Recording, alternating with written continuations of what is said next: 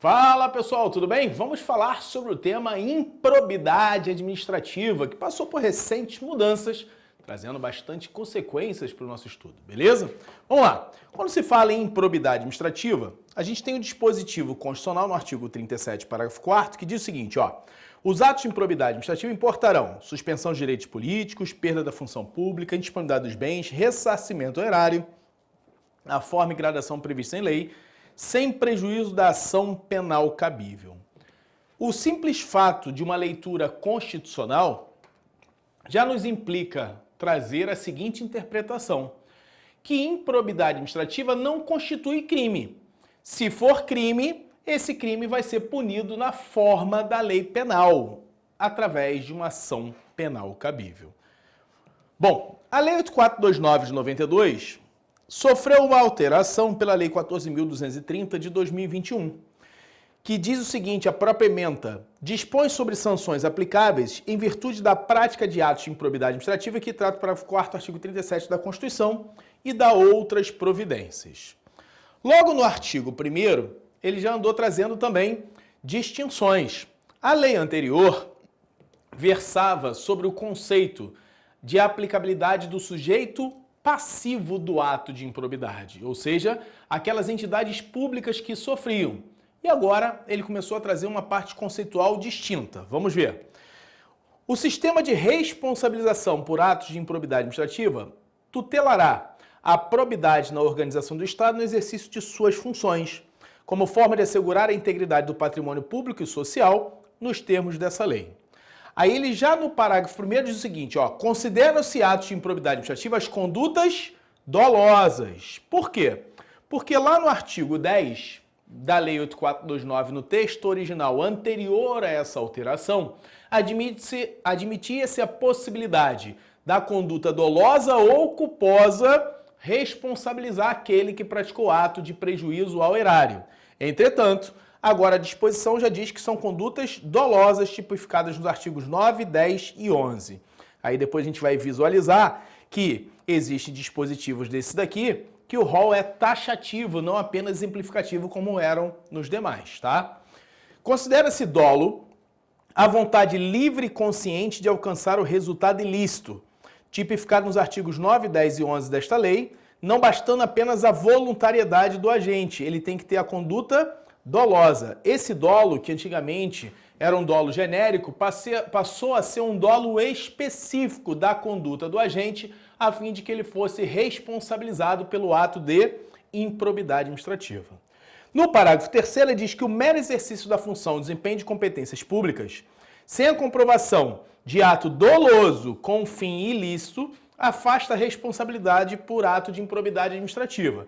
Então não basta ser uma conduta dolosa, tem que ter um dolo específico de praticar o ato de improbidade. Vamos ver o que alguns doutrinadores falam sobre isso. A jurisprudência tradicional do STJ, firmada a partir da antiga redação da LIA, que é a Lei de Improbidade Administrativa, entendia que bastava o dolo genérico para a configuração da improbidade. O parágrafo 2º do artigo 1º da nova LIA superou o entendimento jurisprudencial para exigir, a partir de agora, o dolo específico para a configuração de improbidade. Quem falou isso foi Neves Oliveira, 2022. Exige-se o dolo específico. O dolo específico, especialmente para fins de caracterização de atos de improbidade, é o ato aivado de má-fé.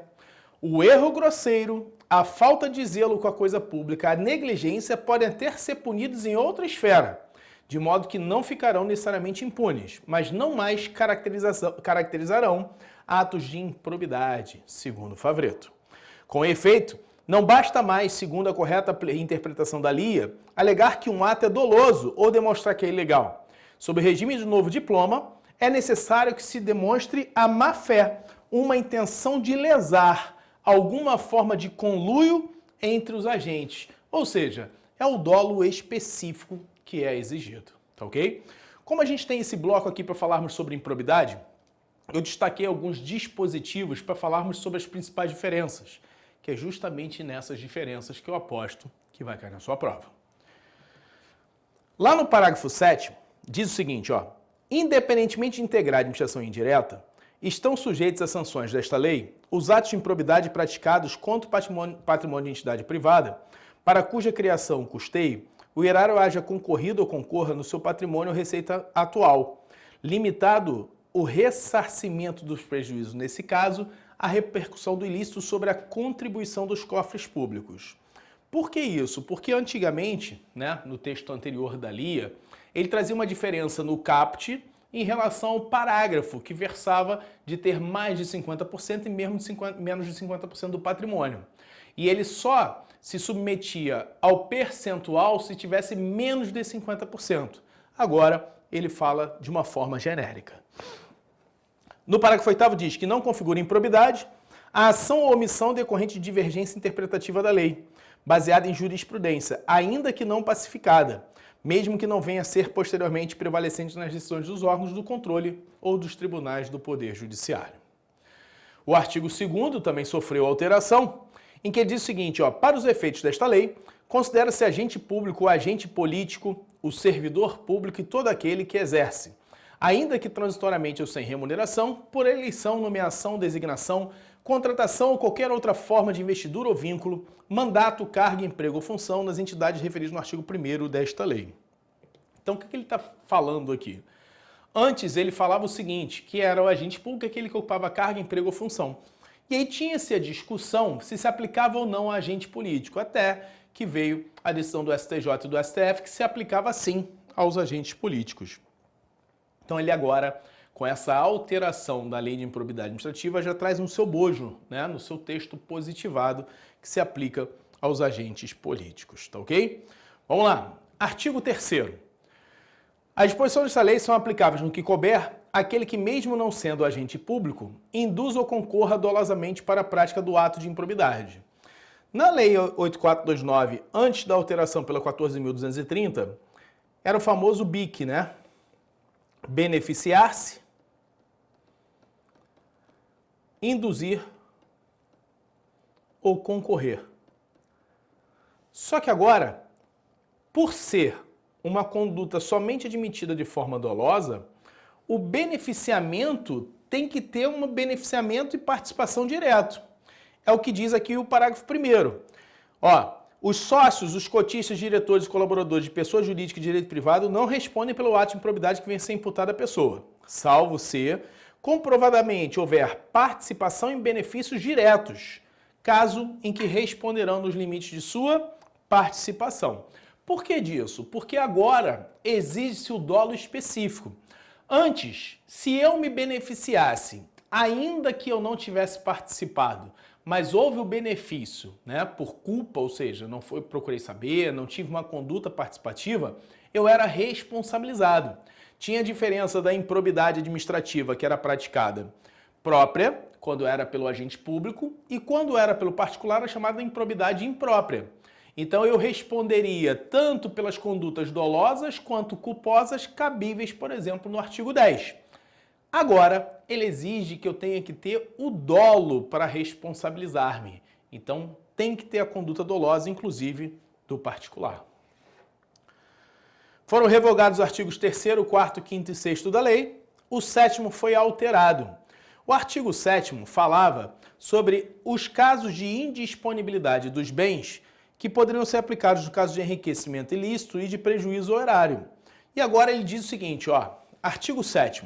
Se houver indícios de ato de improbidade, a autoridade que conhecer dos fatos representará o Ministério Público competente para as providências necessárias. Então ele não fala mais diretamente sobre qual é essa medida cautelar que vai ser adotada, igual nós tínhamos no artigo 7º anterior, tá ok? Então só para a gente poder entender como funciona essa disposição do artigo 7º. Então vamos dar um pulo agora, um salto, para o artigo 9º, 10º e 11º, que fala justamente das modalidades de improbidade administrativa. Nós tínhamos no texto da Lei 8429, anterior à Lei 14.230, 4 modalidades de improbidade: enriquecimento ilícito, prejuízo ao erário, atos que atentem contra os princípios da administração e concessão de benefício fiscal tributário em desacordo com a lei. Então nós tínhamos essas 4 modalidades de improbidade e agora nós voltamos a ter 3 modalidades de improbidade. Quais são as modalidades? A primeira delas está no artigo 9º, que fala justamente do enriquecimento ilícito. Então, olha só. Constitui ato de improbidade administrativa, importando enriquecimento ilícito, ao ferir, mediante a prática de ato doloso, qualquer tipo de vantagem patrimonial indevida, em razão do exercício de cargo, de mandato, de função, de emprego de atividade nas entidades referidas no artigo 1º desta lei. E notadamente, então a gente pode observar que ele continua trazendo um rol exemplificativo de enriquecimento ilícito. São atos de improbidades mais graves. Aí lá no artigo 9º ele traz: os verbos ainda permanecem receber, perceber, perceber, utilizar. Ele muda pouca coisa, mas a ideia e o contexto é o mesmo, né? Esse inciso 4 foi alterado. O inciso 5 permaneceu, mas eu vou continuar destacando para você a parte final. Olha que interessante. Constitui ato de improbidade por enriquecimento ilícito receber vantagem econômica de qualquer natureza, e direto ou indiretamente para tolerar a exploração, prática de jogos de azar, de lenocínio, de narcotráfico, de contrabando, de usura ou qualquer outra atividade ilícita, ou aceitar a promessa de tal vantagem. Olha que situação interessante. Nesse caso do inciso 5, na parte final, eu não preciso efetivamente receber. Basta, nesse caso, de eu aceitar a promessa de receber. Então fica destacado aí para você ficar atento, porque eles não alteraram esse dispositivo, hein? O único caso que admite a possibilidade de punição quando você tem uma conduta dolosa de que ainda não recebeu foi aceitar a promessa. Está aí no inciso 5. Então fica de olho, que daqui a pouco eles vão começar a perguntar para vocês isso aí.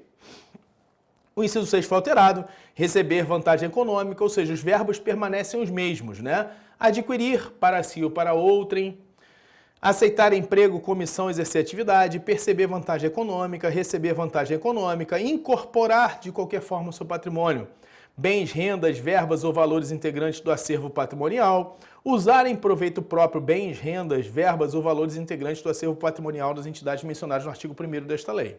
Então, o que a gente pode observar? Que eles mantiveram a conduta dolosa do enriquecimento ilícito, eles alteraram poucos dispositivos do artigo 9º e continua sendo exemplificativo. Então, o artigo 9º tem um rol exemplificativo, ou seja, ele não se exaure ali, são apenas exemplos de condutas de enriquecimento ilícito.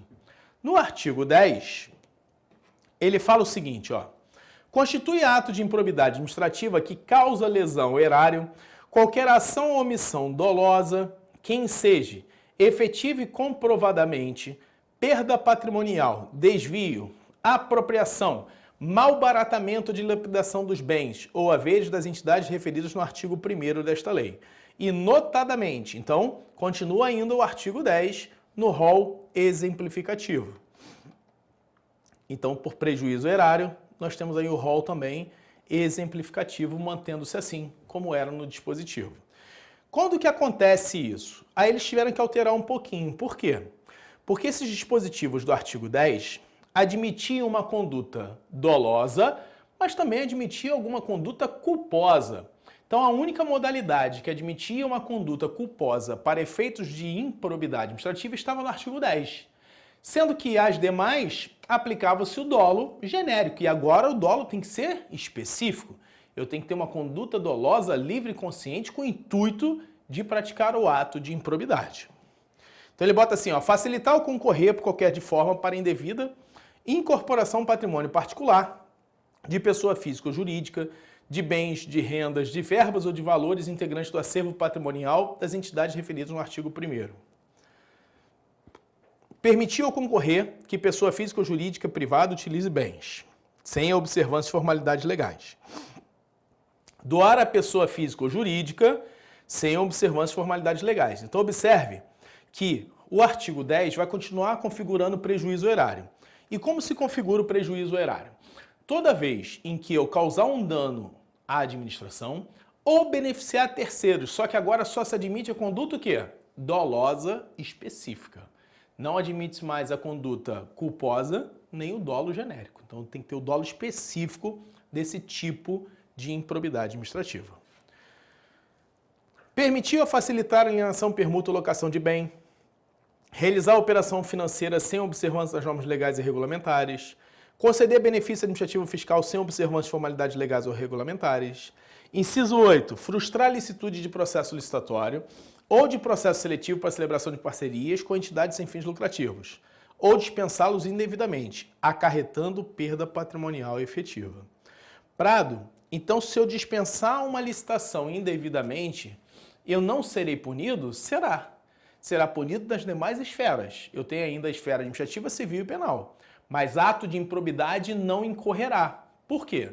Para ser improbidade administrativa tem que ter a demonstração do efetivo prejuízo e tem que ter também a conduta dolosa específica. Ordenar ou permitir a realização de despesas não autorizadas em lei, agir ilicitamente na arrecadação de tributo ou renda, bem como no que diz respeito à conservação do patrimônio público, liberar verba pública sem estrita observância das normas pertinentes, permitir facilitar ou concorrer para que terceiro se enriqueça, permitir que se utilizem obra ou serviço particular, veículos, máquinas ou equipamentos, celebrar contrato ou outro instrumento que tenha por objeto a prestação de serviços públicos, celebrar contrato de rateio de consórcio público sem suficiente prévia dotação orçamentária, facilitar ou concorrer por de qualquer forma a incorporação ao patrimônio particular de pessoa física ou jurídica, bens, rendas, valores públicos, permitir ou concorrer para que pessoa física ou jurídica privada utilize-se de bens, sem observância das formalidades legais ou regulamentares, celebrar parcerias da administração pública com entidades privadas sem observância das formalidades legais, agir para a configuração de ilícito na celebração, fiscalização e análise de prestação de contas de parcerias firmadas pela administração com entidades privadas, liberar recursos de parcerias firmadas pela administração pública com entidades privadas sem estrita observância da lei. 22. Conceder, aplicar ou manter benefício financeiro tributário ao que dispõe o caput do primeiro 8A da lei complementar. Então, repare que nós temos o seguinte, ó. Isso daqui era uma modalidade autônoma. Agora ela está dentro do prejuízo ao erário. O que faz todo sentido, né? Porque isso aqui já era uma espécie de prejuízo ao erário. Só que eles inovaram nessa alteração quando eles incluíram o artigo 10A da Lei 8429. A Lei 14.230 revogou esse artigo 10A, que visava combater a guerra fiscal entre os entes públicos federativos, em que um ficava dando mais benefícios para poder a empresa montar a sede lá e começar a atuação nesse município, fazendo assim a guerra fiscal. Parágrafo 2º, olha só que interessante. A mera perda patrimonial decorrente da atividade econômica não acarretará improbidade administrativa, salvo se comprovado o ato doloso praticado com essa finalidade. Então, observe que agora eles restringiram as condutas de responsabilização por improbidade desde que haja um dolo específico, ou seja, eu tenho uma conduta e uma vontade de praticar aquele tipo de improbidade administrativa. Artigo 11. Aqui mudou, porque o artigo 11 está falando de atos que atentem contra os princípios da administração. Constitui atos de improbidade que atentam contra os princípios da administração a ação ou omissão dolosa que viola os deveres de honestidade, imparcialidade e legalidade caracterizada por uma das seguintes condutas. Repare que aqui o rol é taxativo. Então essa mudança é importante, porque o rol aqui é o rol taxativo. Aí começaram a trazer, ó, incisos 1 e 2 revogados. Revelar fato ou circunstância tem ciência e razão das atribuições que deve permanecer em segredo, propiciando beneficiamento por informação privilegiada ou colocando em risco a segurança da sociedade e do Estado. Negar publicidade aos atos oficiais, exceto em razão de sua imprescindibilidade para a segurança da sociedade e do Estado, ou outras hipóteses instituídas em lei.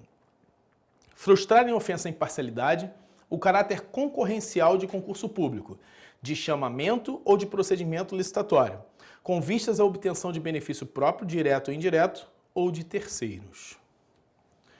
Deixar de prestar contas quando esteja obrigado a fazê-lo, desde que disponha das condições para isso, com vistas a ocultar irregularidades.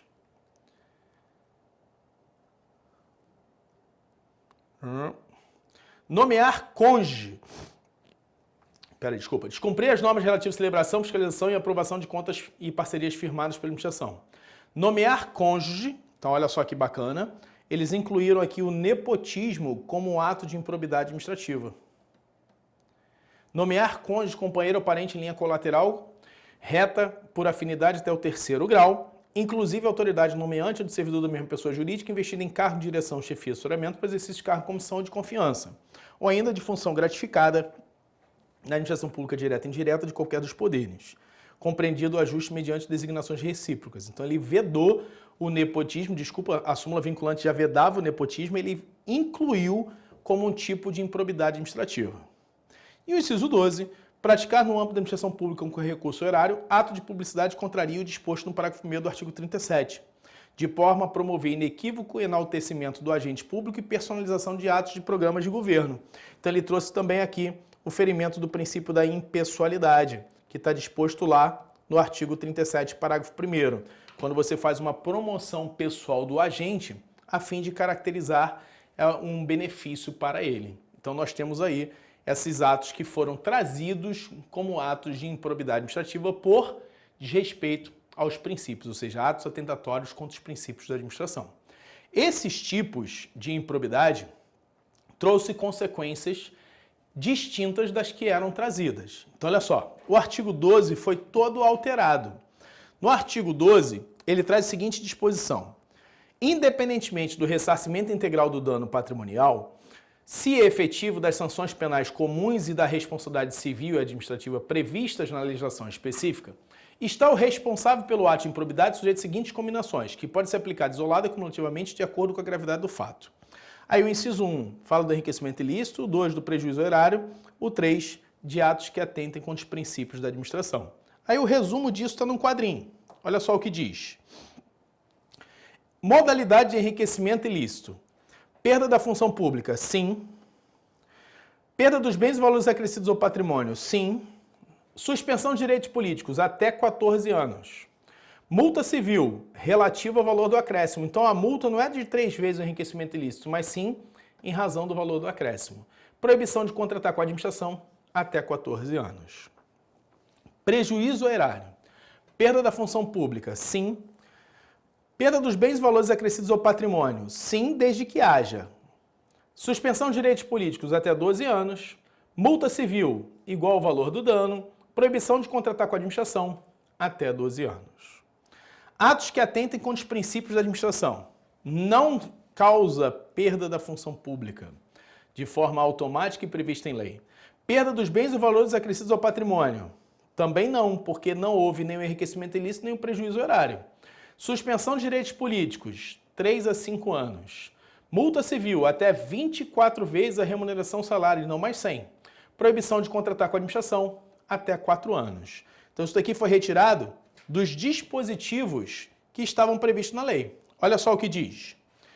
Na hipótese do artigo 9º, que é de enriquecimento ilícito, perda dos bens e valores acrescidos ilicitamente ao patrimônio. Perda da função pública, está previsto aqui, ó. Suspensão de direitos políticos até 14 anos. Pagamento de multa civil equivalente ao valor do acréscimo patrimonial e proibição de contratar com o poder público ou receber benefícios até 14 anos. 2. Na hipótese do artigo 10, que é de prejuízo erário, perda dos bens e valores acrescidos ilicitamente ao patrimônio, se concorrer. Perda da função pública. Suspensão de direitos políticos até 12 anos. Multa civil equivalente ao valor do dano. Proibição de contratar com a administração até 12 anos. Na hipótese do artigo 11, que são atos que atentem contra os princípios da administração, pagamento de multa civil de até 24 vezes o valor da remuneração. Proibição de contratar com o poder público ou receber benefício pelo prazo de até 4 anos. Então observe que ele não trouxe a sanção de perda da função logo de cara previsto ali. Prado, isso quer dizer que se eu for condenado por improbidade, por atos que atentem contra os princípios, eu não vou perder a função? Não, não estou dizendo isso. Até porque o próprio Estatuto do Servidor traz a previsão dele ser demitido pela prática de ato de improbidade administrativa. Então ele pode vir a perder, mas não está previsto aqui nessa disposição. Olha o que diz o parágrafo 1º. A sanção de perda da função nas hipóteses do inciso 1 e 2 desse artigo atinge apenas o vínculo de mesma qualidade que o agente público ou político detinha com o poder público na época do cometimento da infração, podendo o magistrado, na hipótese do inciso 1 de enriquecimento ilícito e em caráter excepcional, estendê-lo aos demais vínculos, considerar as circunstâncias do caso a gravidade da infração. Então, o que acontece aqui?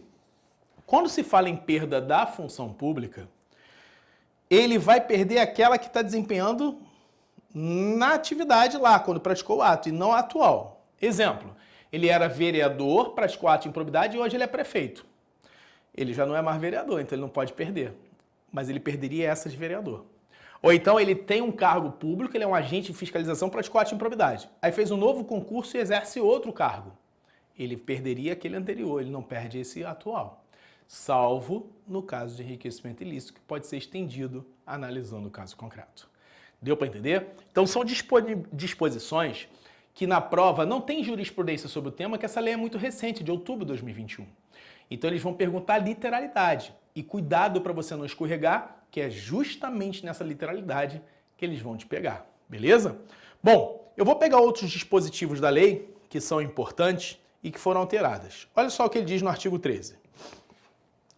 Após o exercício do agente público, fica condicionada a apresentação de declaração de imposto de renda e proventos de qualquer natureza, que tenha sido apresentada à Receita Federal.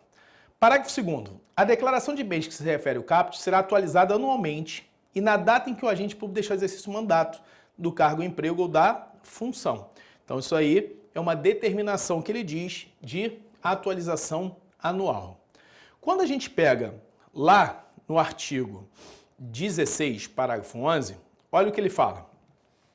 A ordem de disponibilidade dos bens deverá priorizar veículos de via terrestre, bens imóveis, bem imóveis em geral, semoventes, navios, aeronaves, ações e cotas de sociedades simples e empresárias, pedras e metais preciosos, e apenas na inexistência desses, bloqueio de contas bancárias, de forma a garantir a subsistência do acusado e a manutenção da atividade empresária ao longo do processo.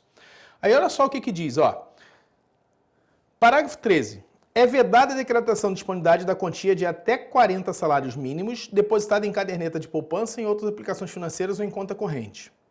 É vedada a decretação da indisponibilidade do bem de família do réu, salvo se comprovado que o imóvel seja fruto de vantagem patrimonial indevida. Então ele traz os casos em que pode incorrer a indisponibilidade e traz também as vedações, tá?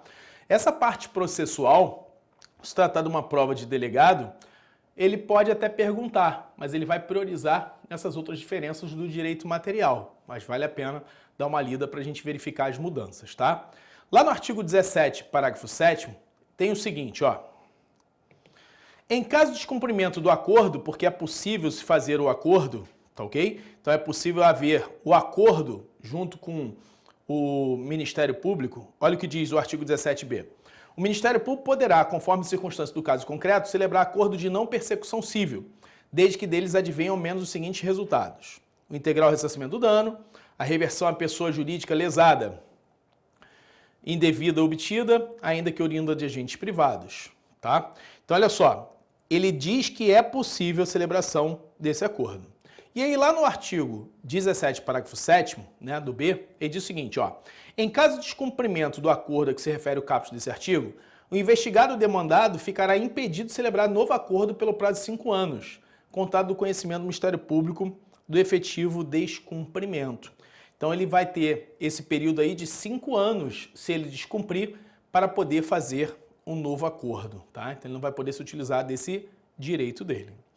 Outra informação importante que a gente tem está lá no artigo 23. Olha só o que diz. A ação para aplicação das sanções previstas nessa lei prescreve em 8 anos, contados a partir da ocorrência do fato, ou no caso de infrações permanentes, do dia em que cessou a permanência, e não mais 5. E lá no parágrafo 2º diz o seguinte, ó, o inquérito civil para apuração do ato de improbidade será concluído no prazo de 365 dias, podendo ser prorrogável uma única vez por igual período mediante ato fundamentado, e não mais 180 dias, como era o caso. Então eles trouxeram esses prazos aí, que são prazos distintos, que certamente eles vão começar a cobrar para vocês na sua prova.